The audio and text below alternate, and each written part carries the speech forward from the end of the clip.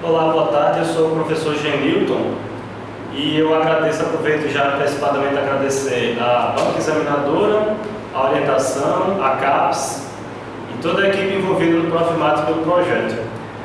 Bom, o meu tema eu nomeei como ensaios fractais à luz do ensino médio, né? Essa palavra ensaio soa como experimento, mas em parte foi mais ou menos o que eu fiz. Eu peguei o tema e apliquei junto aos conteúdos do ensino médio e procurei adaptá-los aos poucos, né, junto com os alunos. Foi meio que um ensaio, experimento, mas tudo deu certo. Muito bem, qual foi a motivação do trabalho? Foi minimizar o desinteresse na compreensão dos conteúdos, né, e usando a geometria fractal para dar esse estímulo, justamente no ensino, né, dos conteúdos. E o objetivo é mostrar uma proposta de abordagem da geometria fractal de forma paralela com os conteúdos do ensino médio, né, visando reforçar essa aprendizagem e aumentar esse interesse, né, a pesquisa, a busca do conteúdo. Né? E o trabalho está estruturado assim: no capítulo 1 tem uma parte geral, que fala de termos gerais necessários à compreensão, tem o conceito e os históricos dos fractais, uma análise de alguns fractais, não coube todos, porque são mais de 8, eu resumi assim para poder caber no tempo da apresentação. Tem esse capítulo 4, tem os fractais e conceitos de sala de aula, justamente as atividades aplicadas em sala, no capítulo 4. O capítulo 5 tem softwares e atividades, baseadas nos softwares para a criação de fractais. E finalmente as considerações finais. No apêndice 1 tem um tutorial de novo, que é uma linguagem computacional usada nesse software do capítulo 5. E no apêndice 2 tem algumas soluções de algumas das atividades feitas com o logo. Bom, nessas generalidades existe justamente uma seção de sequências, de logaritmos, números complexos, iterações e algoritmos. As três primeiras são muito bem conhecidas. Aí, em virtude do encaixe do tempo da apresentação, vamos falar ligeiramente de iterações e de algoritmos.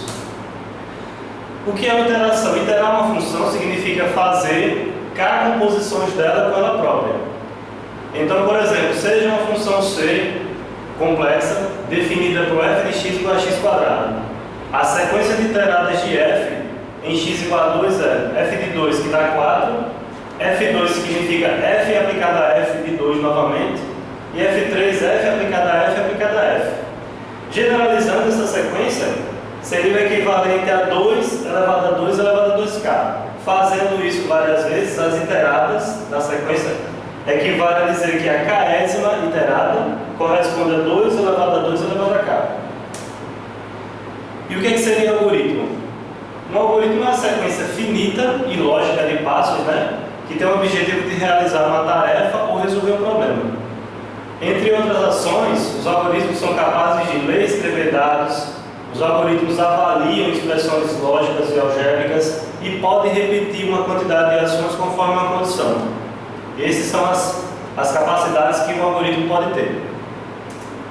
Ou seja, e só voltando um instante, note que o algoritmo não depende de um algoritmo matemático. É um algoritmo, uma sequência de ações para qualquer fim.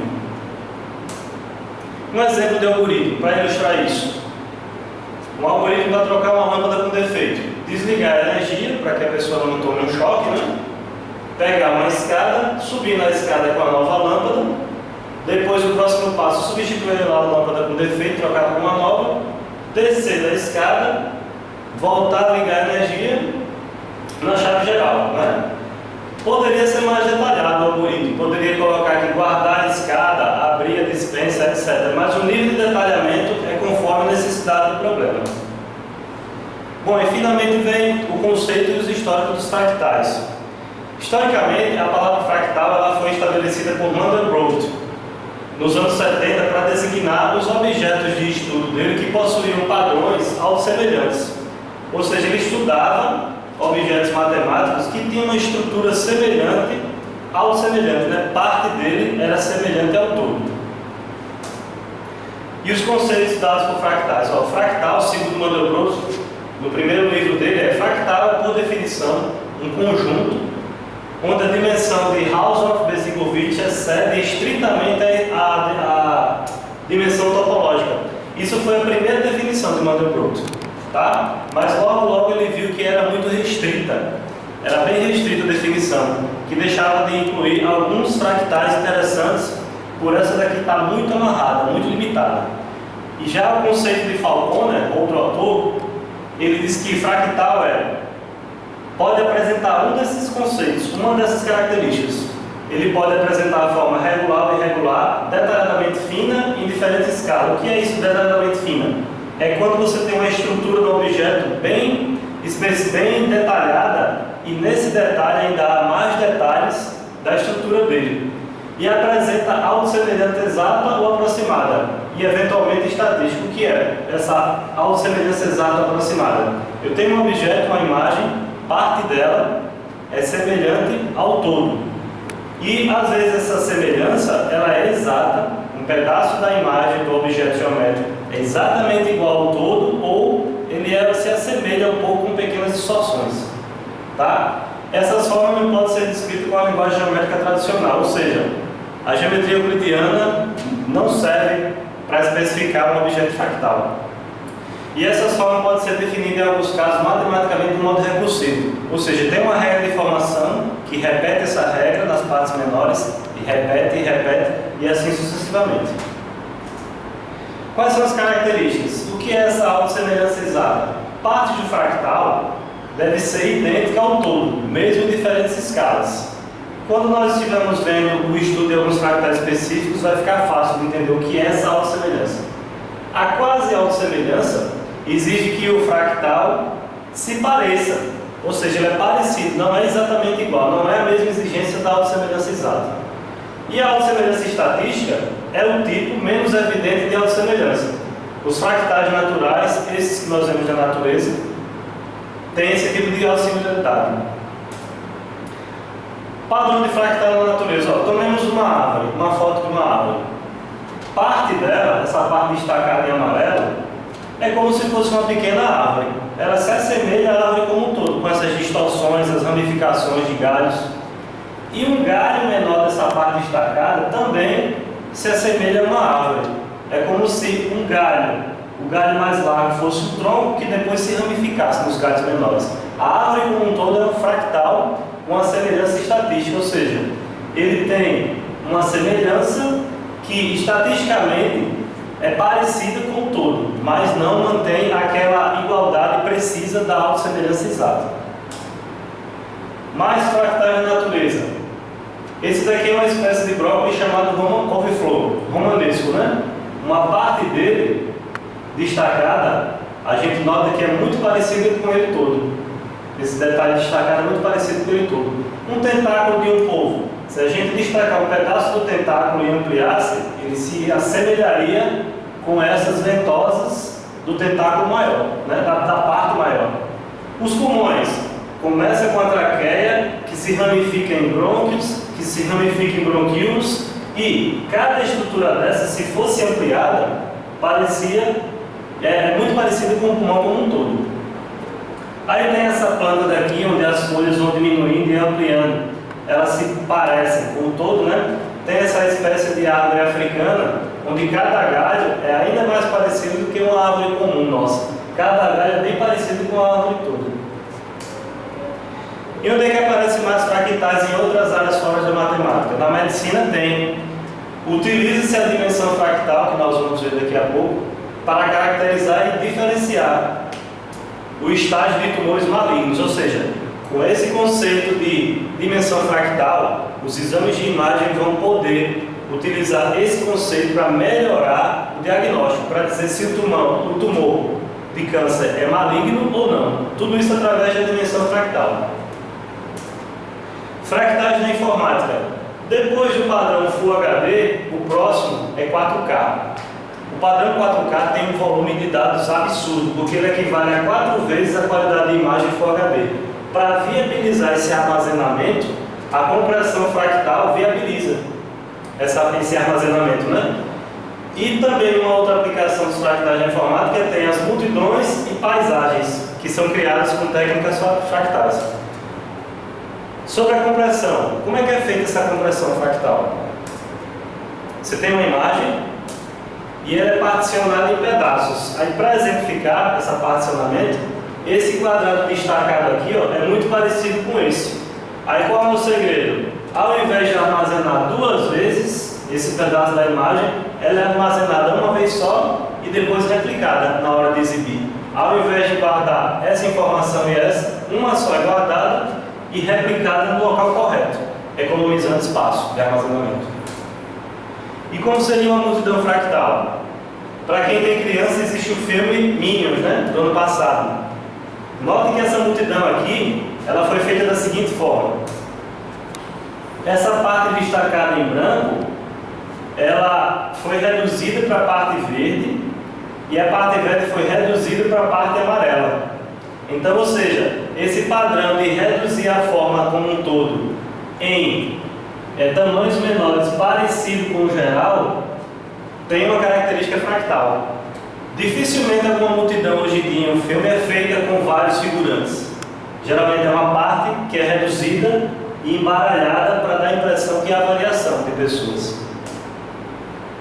Muito bem, então, uma das coisas que caracteriza muito o fractal é a dimensão dele. A dimensão fractal vai muito além do 0, 1, 2 e 3 de geometria euclidiana. A dimensão foi usada por Mandelbrot para quantificar a irregularidade dos fractais. Os fractais são objetos bem assim, digamos, irregulares, bem quebrados, bem rugosos. Mandelbrot usou essa medida, essa dimensão, para dizer o quanto um fractal é mais rugoso do que outro. Aí tem a figura para ilustrar, né? O 0 é um ponto. Ponto na geometria euclidiana tem dimensão 0, um segmento de reta dimensão 1, uma figura plana dimensão 2 e um sólido dimensão 3. Ilustrados ali um segmento de reta, um quadrado e um cubo. Aí temos a dimensão de Hausdorff e a dimensão de contagem de caixas. A dimensão de Hausdorff é o seguinte: você pega, tenta assemelhar, você tenta analisar a figura com a relação entre uma divisão de R partes da figura e a quantidade de N que são geradas. Por exemplo, imagine um segmento de reta. Vamos tentar chegar a uma expressão da dimensão de Hausdorff através de um segmento de reta, um quadrado e um cubo. Se você divide o segmento de reta em 4 partes, você tem a dimensão 1 da reta e você vai ter a quantidade de partes igual a N igual a 4 elevado a 1. Exatamente o R, ó, dividido em 4 partes elevado a uma dimensão. Quando você tem um quadrado e divide o lado em 4 partes, você tem exatamente, ó, dimensão 2, R igual a 4 partes, e a quantidade de partes menores será 4 elevado a 2, que é a dimensão. No caso do cubo, se você dividir o lado da aresta do cubo em 4 partes, você vai ter a quantidade de partes N vai ser o número de partes que foi dividido elevado a 3, que é a dimensão. Generalizando isso, em geral, concluímos que R, a quantidade de partes, R, a divisão, o fator de divisão, N, a quantidade de partes, e D, a dimensão se relaciona assim. A quantidade de partes é o fator de divisão do número de partes, a quantidade que você divide, elevado a D. Então, tomando o logaritmo decimal de ambos os membros, chegamos à conclusão que a dimensão é o log de N, da quantidade de partes, sobre o fator de aumento, o fator de divisão. Como é que é a dimensão por contagem de caixas? Você coloca uma figura num retângulo. Você coloca ela dentro de um retângulo e depois divide os lados de um retângulo em K partes. Aí você vai obter K ao quadrado do retângulo, porque você divide comprimento e altura. E o que é feito? Dividindo a figura, aqui ó, nós pegamos essa árvore e colocamos num retângulo, um quadrado. A figura, você vai contar, você dividiu em 2 partes. Você vai contar quantas partes, quantos retângulos contém pelo menos um ponto da figura. Aqui nesse caso foi dividido em 4 partes e somente 12 retângulos menores contêm uma parte da figura. Aqui foi dividido em 8, 36 contém uma parte da figura. Continuando, dividido em 32 partes, 1056 partes, 1056 retângulos contém pelo menos um ponto da figura. E no caso, como é que vai ser a dimensão por contagem de caixas? Você vai tomar o K e o NK, que é a quantidade de retângulos que contém um ponto, e vai fazer essa razão, log de NK sobre log de K. E mais, né? Na verdade, você toma isso mesmo. Aí, por exemplo, como é que é finalmente o cálculo da dimensão por contagem de caixas? O valor de K na expressão vai ficar assim, ó. Você pega o log da quantidade de retângulos que contém um ponto sobre o log do número de partes dividido. E quanto maior o valor de K, mais preciso vai ser a dimensão. Aí a dimensão D por contagem de caixas da figura F vai ser esse limite. O limite de dk quando K tende a infinito. Fazendo K crescer muito, você vai ter uma medida precisa da dimensão. E vamos estudar alguns fractais, né? Eu dividi os fractais em grupos de fractais antes de Mandelbrot, o próprio conjunto de Mandelbrot e fractais pós-Mandelbrot. Vamos ver o conjunto de Cantor, a curva de Koch, o fractal de Dürer, o triângulo Serpige e a esponja de Mendel. O que é o conjunto de Cantor? Começamos com o segmento de reta. Como é que é o processo de obtenção do conjunto? O segmento de reta, aí remove o terço médio do segmento e você obtém isso aqui. Algebricamente, o K1, começamos com um segmento de tamanho qualquer. Tamanho 1, por exemplo. O K1 vai ser a reunião dos 2 terços que restaram. Aí você continua o processo com os segmentos restantes. Vai remover o terço médio de cada um. Aí você obtém o K2, o conjunto K2, que é exatamente a reunião desses intervalos aqui. Fazendo esse processo infinitamente, você tem um conjunto de Mandelbrot. E fazendo esses passos, nós chegamos à conclusão que ficam 2 elevado a n segmentos no passo n, porque no primeiro passo tivemos 2 elevado a 1, 2 segmentos. Cada segmento de tamanho 1 terço. No passo 2, 4 segmentos, 2 elevado a 2, de tamanho 1 nono, no caso 1 elevado a 3 ao quadrado, e ficaria 1 nono. Aqui tem tamanho 1 nono.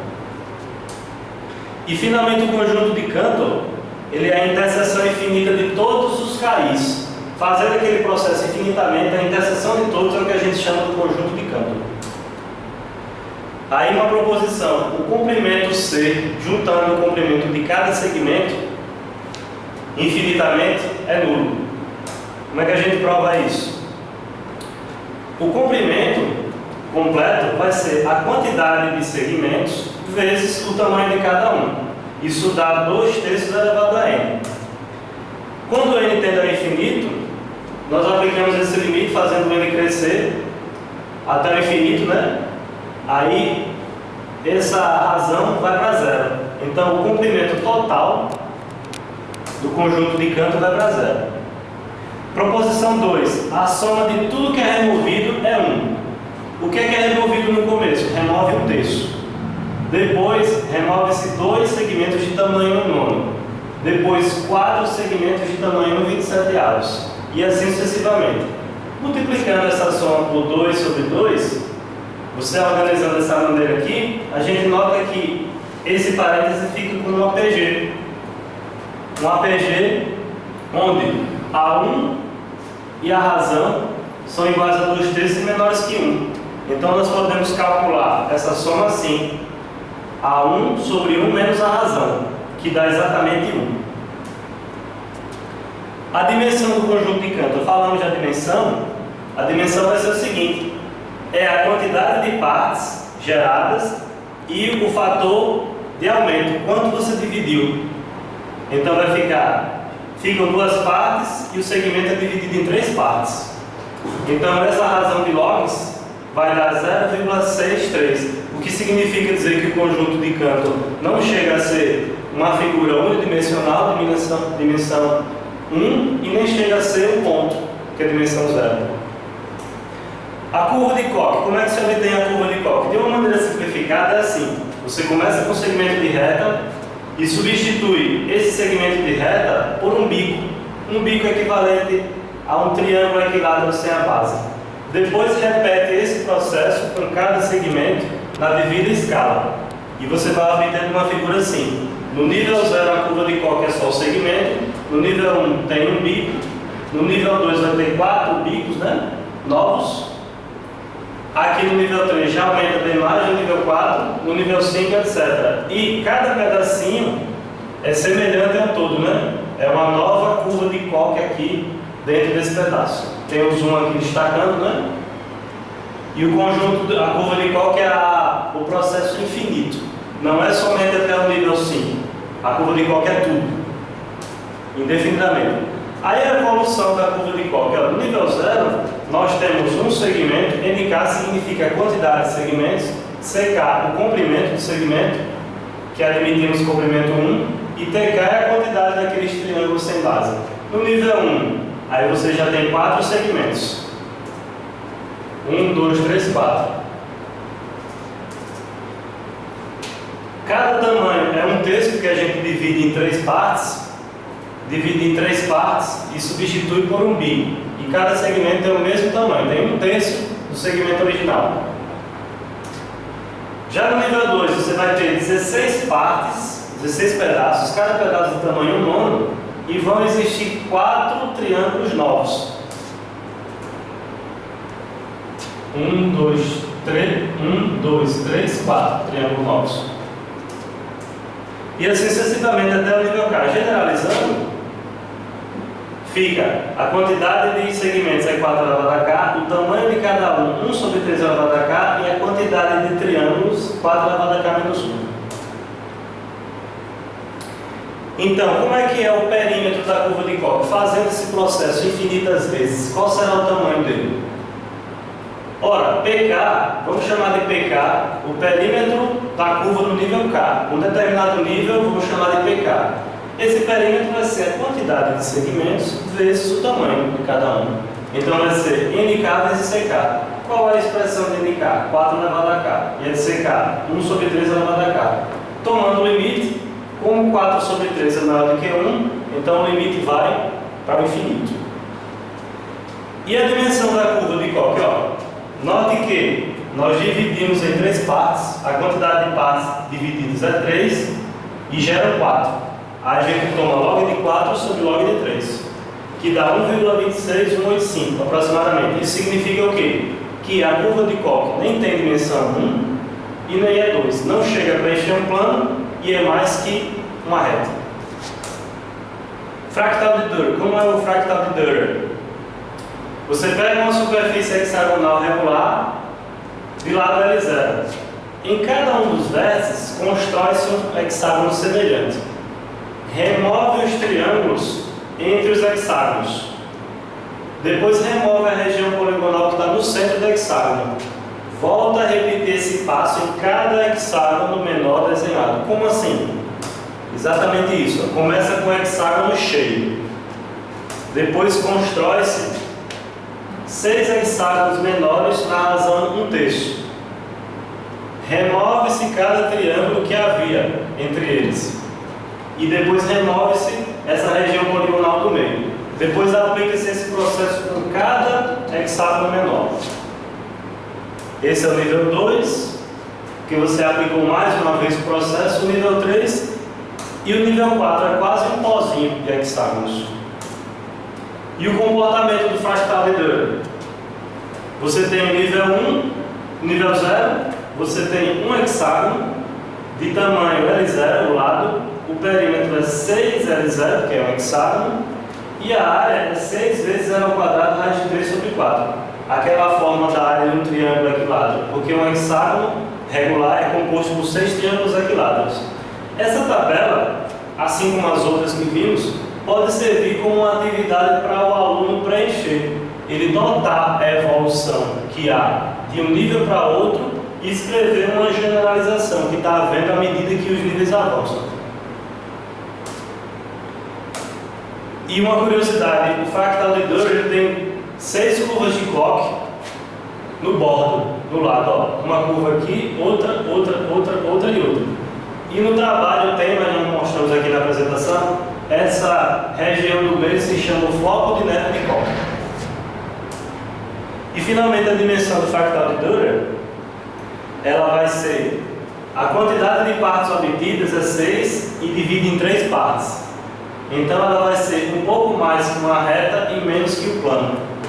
No infinito, ele não chega a ser uma figura totalmente plana e não é mais que uma reta, né? Mais do que uma figura de dimensão 1.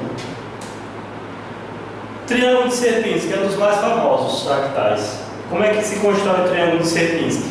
Você pega um triângulo de lado L0, marca os pontos médios. Aí você vai ter um triângulo MNP lá, dos pontos médios. Remove esse triângulo, tá? O lado desse triângulo MNP vale exatamente L0 sobre 2, para o lado inicial do triângulo. Repete esse passo daqui, ó, de marcar os pontos e remover o triângulo anterior continuamente. O triângulo de Sierpinski é justamente todo esse processo do infinito. Como é que fica o triângulo? Aqui é uma maneira mais simples. Você pode interpretar assim, que o processo de formação é: substitua um triângulo cheio por um triângulo como interior, com um triângulo removido menor. Os níveis do triângulo de Sierpinski: ele começa com um triângulo cheio, remove-se o triângulo interior, com razão no meio, os que sobram remove, e assim sucessivamente. Aqui nós colocamos até o nível 4. E a evolução do triângulo de Sierpinski é assim: aqui é a medida do lado, no nível 0, vai dividindo por 2, ó, até que no nível K, a medida do lado do menor triângulo é L0 sobre 2 elevado a K. E a quantidade de triângulos é 3 elevado a K, porque você vai removendo do meio, restam 3. Remove do meio, mais 3, que dão origem a mais 3.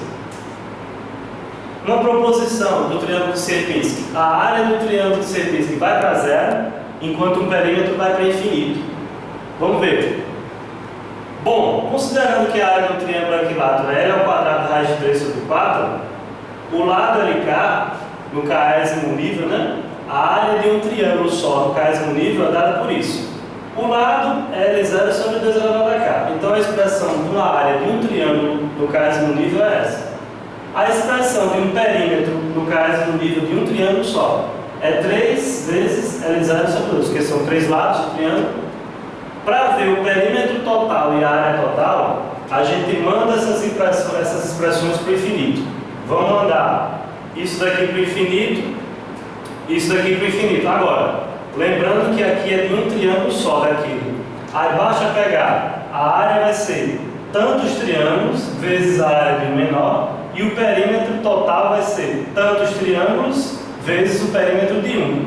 Fazendo o K para o infinito, você vai chegar com essa expressão daqui, ó, 3 sobre 4 elevado a K, com essa constante aqui fora. Isso daqui vai para 0, então a área também vai. Aqui no perímetro, você tem 3 meios elevado a K. É uma razão que é um número maior do que 1, então vai para o infinito, vai aumentar indefinidamente. Então, ó, o perímetro vai para 0 e, a área vai para 0 e o perímetro cresce indefinidamente. A dimensão do triângulo de Sierpinski é essa. São 3 partes dividido, 3 partes geradas, 3 triângulos novos gerados, por uma razão que divide 2 partes. Outra forma de gerar o triângulo de Sierpinski é assim: você toma um trapézio, depois pega um semelhante dele aqui para baixo, na razão meio, aqui para baixo e nesse lado para cima. Analogamente faz isso com os outros, e fazendo isso indefinidas vezes, várias vezes, você obtém também o triângulo de Sierpinski. A esponja de Mengen, bem interessante. Mostrando na figura fica melhor de entender. Vamos mostrar cada nível. Ó. Você começa com um cubo cheio. Divide ele, as arestas, em 3 partes. Aí obtém-se 27 cubos. Você vai remover os cubos das faces e o cubo central. Para o que sobra, para cada um desses que sobra, aplica o processo novamente. Remove o cubo das faces e o central. Aí fica assim, no nível 2. No próximo nível, cada um desse vai remover o cubo central de cada face e obter o do nível 3. Sempre dividindo por 3 e removendo o cubo central e o que fica no meio de cada face. O que é que a gente pode ver da evolução à medida que o nível avança no cubo de Sierpinski? Na esponja de Mengen, desculpa. No início a aresta vale um valor a zero. A aresta no nível 1 vai ser a zero dividido por 3. No nível 2 divide a aresta anterior por 3. E no 40º nível equivale a inicial dividido por 3 elevado a k. A quantidade de cubos que restam 20. E na outra, os 20 dão origem a mais 20. Fica 20 vezes 20, 400. E no 40º nível, 20 elevado a k. Tá? E os cubos removidos? Não se remove nenhum no começo. Aqui se removeram 7. No próximo, cada um dos 20 remove mais 7. E fica, mais geralmente, 7 vezes 20 elevado a k menos 1. O volume da esponja de Mengen é fácil de calcular. Basta você pegar a quantidade de cubos que restam, vezes o tamanho de uma aresta ao cubo, que é um cubo. Aí fica 20 sobre 27 elevado a k. Fazendo k para o infinito, 20 sobre 27 é menor do que 1, vai para zero. A dimensão da esponja de Mengen, você divide o lado por 3 e gera 20 partes, 20 cubos congruentes. Que no caso a divisão desses logs dá 2,72. Equivale a dizer que a esponja de Mengen é mais que um plano e menos que um objeto tridimensional. Curiosidade da esponja de Mengen: quando você passa uma secção assim em diagonal, quando ela está no nível 1 fica assim, no nível 0. No nível 1 aparece uma figura parecida com o fractal de Dürer. Aí no nível 2, o fractal de Dürer, só que com os triângulos incluídos, os triângulos que são removidos.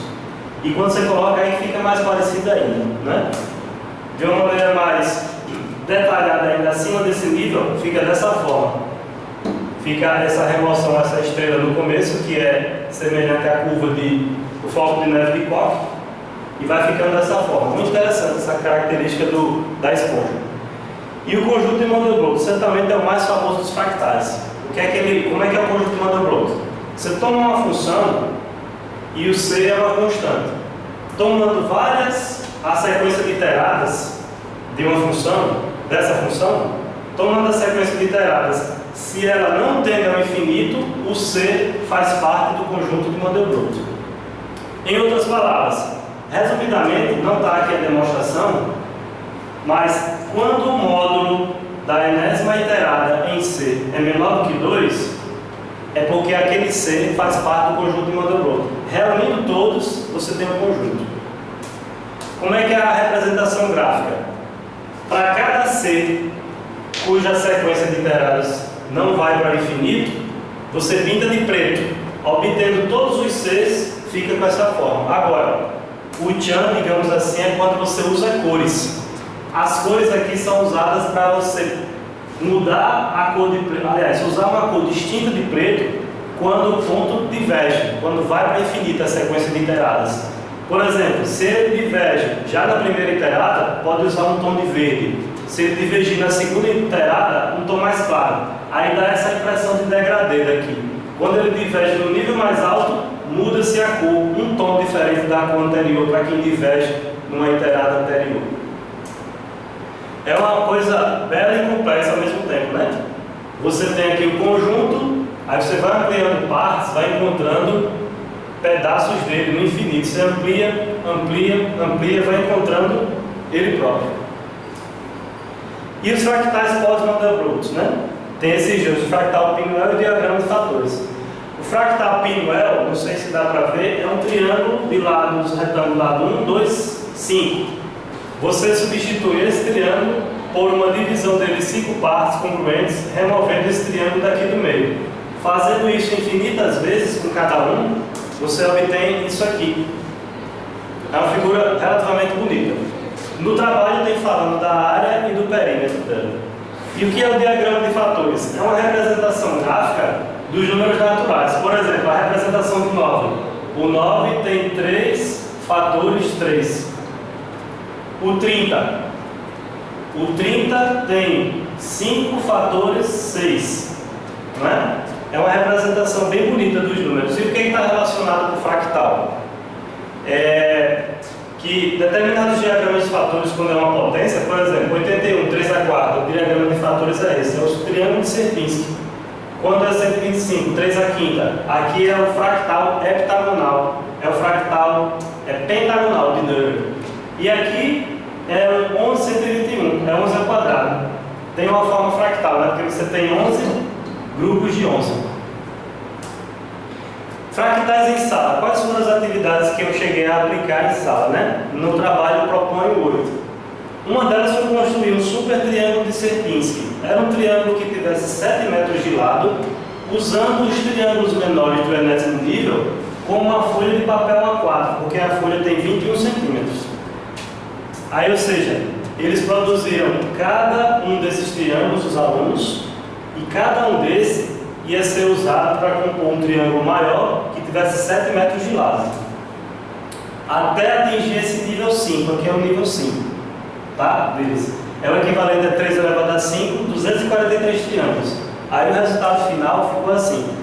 No caso, assim, os objetivos, né? Era determinar a quantidade de triângulos, escrever as funções que expressam a quantidade de triângulos e a função G que expressa a quantidade de contínuos na base, tá? Porque a cada nível que avança, vai dobrando. Tem aqui no nível 1 seria 2, no nível 2, 4, 8, 16, 32, é uma potência de 2. E no final, teria que descobrir quantos triângulos ia ser necessários. Bastaria fazer assim, ó. Eu quero que o lado do enésimo nível tenha 21 centímetros, que equivale a 0,21 metros. Aí você sabe que o LK é L0 sobre 2 elevado a K, faz essa proporção e no final o valor de K vai ser essa diferença de log, é uma aplicação dos logs, né? E conclui-se que o K deve ser aproximadamente 5,5, arredondando, porque o nível tem que ser inteiro, tem que ser K igual a 5, então vai ser necessário 3 elevado a 5 triângulos. Então o resultado foi esse, não sei se dá para ver bem, aqui foi uma turma que fez, aqui foi outra turma, e aqui juntando 3 turmas, eu peguei 3 turmas em um único trabalho.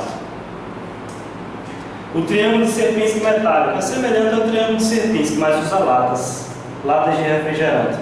Aqui é a evolução, né, dele, que eu pedi para, os objetivos é preencher essa tabela, tá? Aí os alunos iriam preencher o número de latas usadas em cada nível, a quantidade de latinhas na base e a largura da lata, considerando que ela tem 6,6 centímetros, uma latinha de refrigerante. E o resultado foi esse, né? Ficou legal. A mega esponja de Menge. Os alunos teriam que montar uma esponja de Menge bem gigante.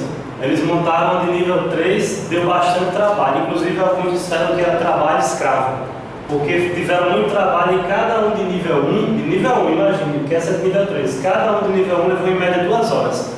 Foi dividido a turma em 10 equipes de 10, até que conseguiram se juntar em prol de cada um, nível 2 separado, para juntando todos os dois, nível 2, obter o nível 3, e conseguimos fazer. Bom, o tempo está bem curto, mas existe podemos usar a informática para poder criar os fractais. Uma das maneiras é usando a linguagem Logo. A linguagem Logo foi criada por Simon Papert com MIT, para poder ensinar as crianças a programar. O ambiente que entende Logo, um programa, seria o SuperLogo e o FMS Logo. A tela dele está aqui, ó. Com comandos simples aqui na linha de comando, uma criança ou um adolescente poderia desenhar objetos desse tipo. Dava até um trabalho somente sobre Logo, que seria o ensino da geometria voltado com o Logo. E existe também um software que visualiza o conjunto de Mandelbrot, né? Ali a parte do Logo é para construir fractal, e aqui é para visualizar o conjunto de Mandelbrot. E cada detalhe ampliando, e instigando a curiosidade para ver a presença de outros conjuntos dentro dele mesmo. Existe uma versão para Windows e aqui é uma versão no celular. Eu procurei uma versão Android. Quem tem celular Android pode instalar esse software. O nome dele é Fractoid e esse é o Ultra Fractal. E aqui algumas atividades em Logo, né? A criança iria fazer, ou o adolescente, os comandos para poder desenhar cada objeto desse. E aqui é um nível simples. Um nível médio seria desse, né? E no caso, aqui tem um nível um pouquinho mais elevado. é bom fazer esse nível médio quando tiver segurança no nível mais simples. E aqui seria um exemplo de um comando em fractal no logo para fazer a curva de Koch. Note que eu uso esse comando aprenda para criar uma rotina nova. O logo não sabe o que é Koch. Você diz assim, aprenda, aí define um comando novo. Aí ele chama ele próprio 4 vezes. Porque a curva de Koch, cada pedacinho vai se dividindo, que se divide e vira um mini Koch. Então cada pedaço da curva de Koch é um Koch, Koch, Koch e Koch. Aí ele chama 4 vezes e coloca uma parada, porque à medida que vai diminuindo o nível menos 1, nível menos 1, quando chegasse no 0 é hora de parar. E as considerações finais, né? Não pude mostrar assim um exemplo rodando do logo, mas eu utilizei esses fundamentos, até me surpreendi. Algumas horas que eu mostrei o logo para alguns adolescentes, os que menos eu esperava que fosse dar retorno, ficaram curiosos e procuraram já instalar, já baixaram e perguntaram qual era o site onde se baixa, né, o logo para poder digitar os comandos e fazer os exercícios. Me surpreendeu. Trouxe resultado e alguns ficaram mais interessados em procurar saber sobre fractais e geometria, né? E vale ressaltar que o computador teve uma maior dedicação deles, né, para os exercícios.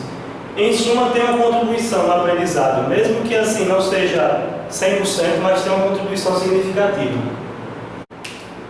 Bom, aqui é o ambiente do logo. Vamos ver uma aplicação simples dele para desenhar uma figura, né? Por exemplo, quando a gente digita na linha de comandos PF100, PF100, PF é a abreviatura de para frente, ele desenha um segmento de reta de tamanho 100. PD90 gira 90 graus. O cursor estava apontando para frente e gira 90 graus. Se você repete PF100 novamente, ele vai fazendo segmento. Mandando girar 90 graus e dando PF100 várias vezes, aí ele vai fazer um quadrado. Ou seja, essa sequência de comandos desenha um quadrado. Ou seja, o aluno ele sabe da estrutura da figura para poder construir, né? Agora, esse comando aqui é muito repetitivo. Existe o comando repita. Você pode juntar esse comando do quadrado. Tem um comando que limpa a tela, né? Repita 4 vezes entre colchete PF 200 PD 90. O que é que ele vai fazer? Vai fazer um quadrado de lado maior, de lado 200. Ou seja, muito simples. Falando em bom português, você consegue escrever um comando que faz uma figura razoável.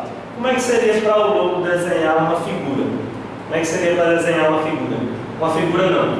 Desenhar uma circunferência. Já que ele só vai para frente e gira 1, você poderia mandar ele repetir 360 vezes, vá para frente uma unidade, gire 1 grau. Para frente uma unidade, gira 1 grau. Fazendo isso 360 vezes, vamos limpar a tela com TAT.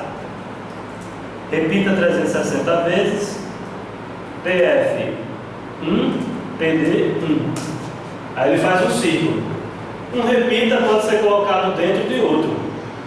Aí você poderia mandar repetir 10 vezes isso aqui para ele fazer vários círculos e girar no final. Vai ficar bem interessante, ó. Você pode fazer. Repita 10 vezes. O repita 4 para a direita 36. Ou seja, ele vai fazer um círculo desse e girar 36 graus no final. Aí faz assim. Aí gira, faz assim. Aí vai ter esse efeito. Tá? Na verdade, era para girar, repita 10 vezes, repita 360, porque eu queria fazer círculos, né? PF1, PD1, na verdade. Era para fazer isso aqui. Veja que com o erro a criança ou o adolescente também ele aprende. Ele analisa o comando e vê onde é que girou mais ou foi para frente menos e entende a estrutura da figura. Ele vai poder aplicar aqueles conceitos de ângulo interno, ângulo externo. E para fractal, ele poderia não usar os recursos de uma rotina chamar outra, que já exige um pouco mais de computação, os conceitos de computação, né? Mas ele poderia, por exemplo, tentar fazer a curva de Koch de nível 1. Vamos mandar girar no começo para a direita, para ela apontar para cá, para ele começar a fazer assim. Então vamos escolher assim, ó, PF 100, PF 60, porque já que aqui vai ser um triângulo, equilátero, aqui o ângulo interno é 60 graus. Vamos pedir para ir para a esquerda 60. PE 60, PF 100. Aí já aqui ele vai girar o ângulo externo. Para a direita 120, para a direita. PD 120. PF 100. E dessa vez vai girar para a esquerda 60 graus. Para a esquerda 60 graus e PF 100. Aqui é como se fosse a curva de Koch no nível 1, né? Mas praticando, fazendo vários exercícios e aprendendo um pouco essa filosofia, a mínima de programação, ele poderia criar, o aluno pode criar com facilidade uma rotina que executa a curva de Koch em qualquer nível. Chamando essa rotina de Koch, eu já criei, está internamente nos comandos, já determinado. Chamando ela de Koch, vamos criar uma curva de Koch de tamanho inicial 300 até o nível 3. Vamos mandar limpar a tela antes e girar para a direita, para ela começar para cá, fazer a curva assim, ao invés de fazer para cima. Aí ficaria assim. Aqui é a curva de Koch nível 3. Por quê? Porque nesse comando Koch, ele está chamando vários Koch dentro dele. Se eu quisesse aumentar o nível, só era mudar aqui, ó. Koch, tamanho 300, nível 5. Aí ele faz, tá? Ou seja, existe um leque enorme do logo que pode ser usado para geometria. Para finalizar, um uso simples para fazer uma estrela, vamos supor que aqui nós queremos fazer sair uma estrela, um polígono estrelado, né? Um pentágono estrelado com um pentágono estrelado, né? Vai ter 5 pontas, né? Então, vamos fazer o seguinte. Ele iria fazer um repita 5 vezes, analisando a figura. Se ela tivesse aqui num quadro, iria ficar melhor da gente estudar. Mas no final, quando ela faz isso e gira essa ponta para cá, ela vai ter que girar 144 graus. Tem que haver um estudo bem detalhado da imagem. Aí você poderia fazer PF 150, PD 144. Com a figura aqui, ele faria um estudo dela e iria perceber que ângulo girar. Aí, como resultado, obteria a estrela. Ou seja, qualquer figura pode ser feita com logo, qualquer figura plana. Basta que se conheça os princípios básicos de geometria plana. Ok?